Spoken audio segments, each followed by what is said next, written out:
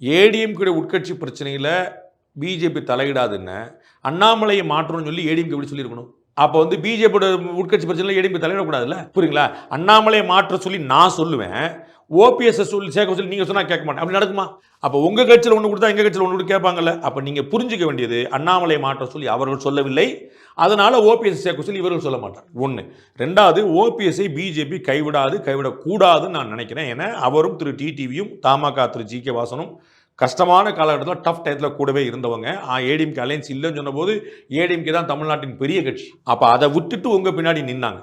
அப்போ அந்த மதிப்பை அதை நீங்கள் மதிக்கணும். அதுக்கு வந்து பதில் மரியாதை செய்யணும். அதனால் இந்த முறை உங்களுக்கு அலையன்ஸ் வந்துருச்சுன்னா அப்போ நான் அவரை கழட்டி விட்டுருவேன்னா அது வந்து தார்மீகமே கிடையாது. பாஜக ஒரு தார்மீகமான கட்சி, அதனால் அவங்க விட மாட்டாங்கன்னு நினைக்கிறேன். உங்களுக்கு இன்னொரு உதாரணம் சொல்லினேன். திருநாவுக்கரசர் அவர்கள் வந்து ஏடிஎம்கேல பிஜேபியில் இருந்தபோது ஏடிஎம்கே அலையன்ஸ் வச்ச போது செல்வி ஜெயலலிதா அவர்கள் திருநாவுக்கரசருக்கு எம்பி சீட் கொடுக்கூடாதுனே கண்டிஷன் போட்டாங்க. பிஜேபியில் திருநாவுக்கரசருக்கு சீட்டு கொடுக்கூடாதுன்னு ஏடிஎம்கேவுடைய பொதுச்செயலாளர் ஜெயலலிதா சொன்னாங்க. சீட்டு கொடுக்கப்படலை. அதற்கு பிறகு எலெக்ஷன் முடிஞ்ச பிறகு அவரை வந்து மத்திய பிரதேசத்தின் மூலமாக ராஜ்யசபா எம்பி ஆக்கி மத்திய அமைச்சராக.